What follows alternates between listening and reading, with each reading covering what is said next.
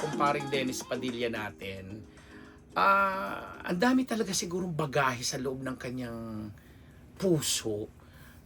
Kasi every time na pinag-uusapan ng pamilya niya, partikular ang mga anak niya kay Marjorie Barreto, sina Julia, Claudia at saka si Leon, laging nakikita or lagi siyang napupunta doon sa sitwasyon na siya talaga yung sinisisi.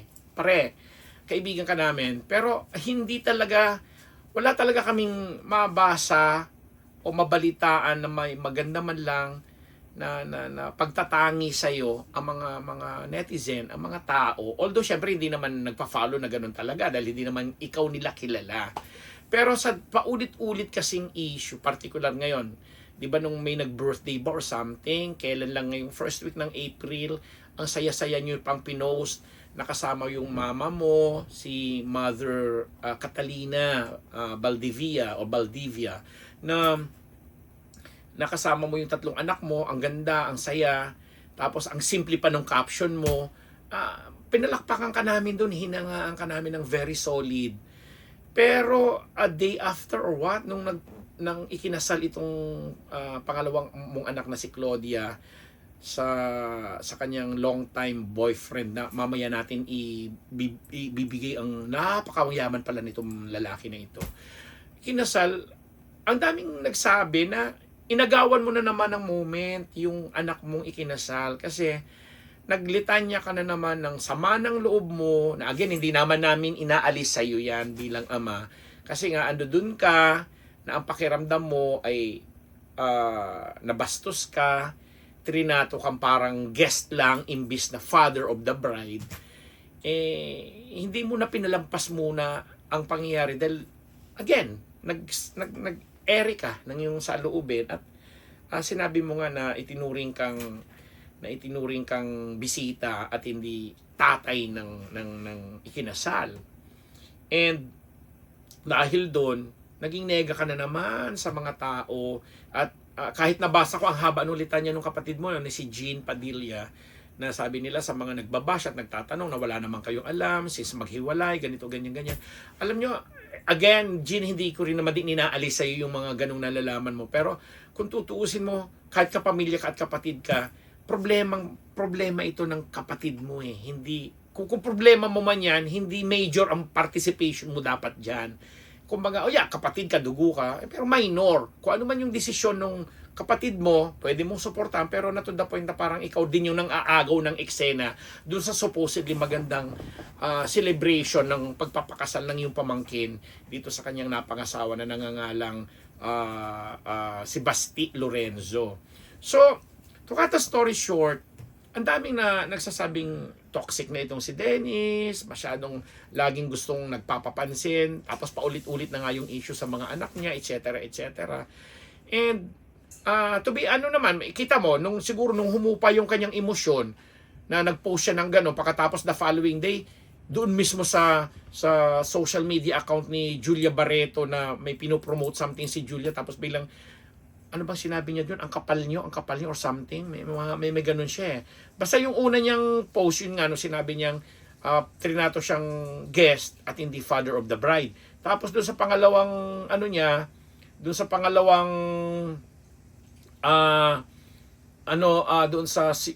nga sa nag-post siya doon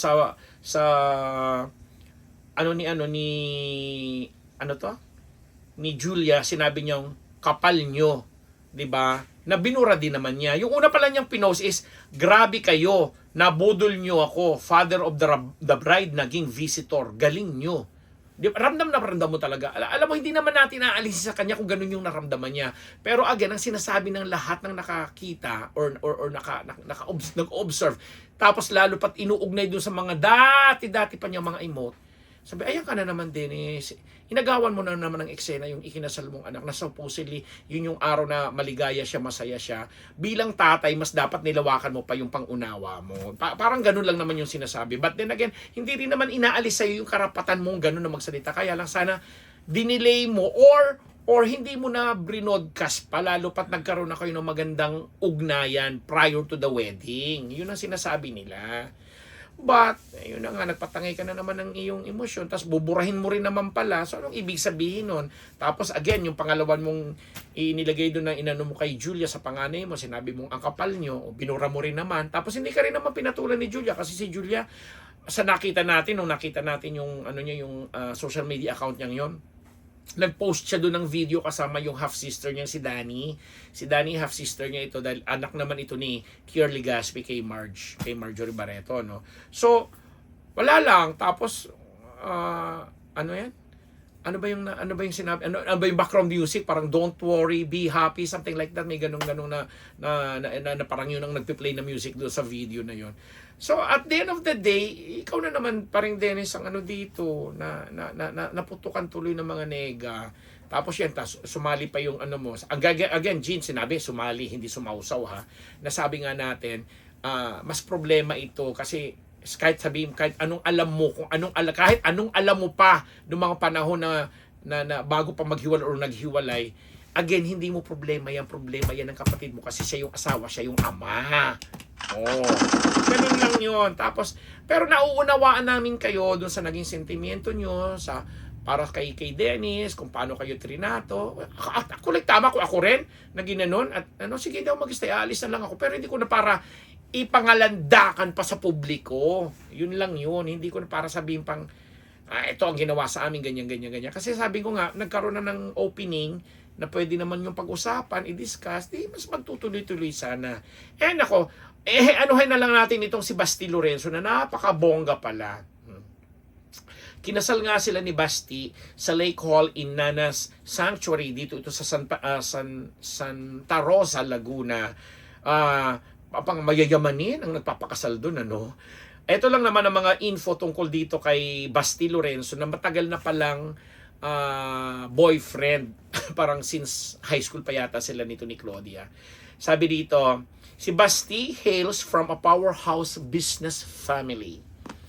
His father, Martin Ignacio Lorenzo, made waves in the food industry by running Del Monte Philippines and spearheading the growth of Pancake House before it was acquired by Maxas Group for over 3 billion pesos in 2014. These days, Martin wears many hats. He is the chairman and CEO of Central Azucarera de Tarlac Incorporated. Ang taray, ang lakas makayaman ng Azucarera, a key player in the sugar milling sector and holds executive roles in over a dozen companies, including the International School for Culinary Arts and Hotel Management and First Lucky Property Corporation. With such a background, it's no surprise that Basti was exposed early on to the world of high-level business and leadership. He is the younger brother of Erich Gonzalez's husband. O, di ba nakapangasawa rin? Magkapatid. Parang artista ang emote. O, di ba? Basti is one of the 12 children of Martin and Leah. Ang dami rin pala nila sa pamilya nila. Leah De Leon Lorenzo, a big, tight-knit brood where family ties run deep. Among his siblings is Mateo Lorenzo, who quietly wed actress Erich Gonzalez in 2022. The two wed in an intimate ceremony in 2022, reflecting the family's preference for a meaningful milestones away from the public eye. He and Claudia have been together since their teen years. This love story started early. Claudia and Basti began dating when she was 15. In a 2016 interview with Tonight with Boy Abunda, Claudia shared that her mom, Marjorie, was in the loop from day one. Sabi dito, and we quote, every stage, like when he first started asking me out, when I started liking him, I was very vocal about it, and I told my mom everything, sabi ni Claudia. We go out, we go on dates, we hang out at each other's houses, she said, describing their relationship is super normal. O, naging singer din kasi ito si Claudia, kaya lang hindi masyadong nagtagal. Yan na, decorated golfer itong si Basti. Ang tataray ng mga accomplishment. Ito na nga, kinasal nga po sila last April 8, di ba? 2025. After nearly a decade of being together, Claudia and Basti finally said their vows in April 2025. Yun na. Diba? Yan lang. Ang saya lang. So, Parang Dennis, alam namin na family is family at bilang tatay, kasi kita mo, di na nga nagsasalita, yung nanay na kung saan talaga namang doon lumaki at yun ang matagal na nakasama ng iyong mga anak. So, sabi nga ng mga tao pa rin sa'yo, kung talagang gusto mong panindigan yung pagiging ama mo, sana since day one, alam mo dapat kung paanong maging ama. Paano maging ama? Parang yung pelikula ni Ate Guy. Ano yun? Andrea, paano ba maging isang ina? So ito ngayon, Dennis, paano ba maging isang ama? And on that note, pansamantala po kami magpapasalamat at magbababay sa inyong lahat. Ideal Vision and Dr. Jessica D, maraming salamat. Simas Philippines, ang MWell, Mama Sheikha Revilla, Colonel Jun de Mayuga, ang mga friendship natin dyan all over the world, Lani Michel, si Bel Constantino, si Tetra, si Tetay, o diba, Lee Reyes, si Soki Esteves, si Lolita Di Dios Katsuki, o sabi ko binabate, o mga Esmercy na Roger, hello, pati na kay Jeric De Los Cientos, at sa inyong lahat po dyan, Diyos maray na banggi po sa Indogamos.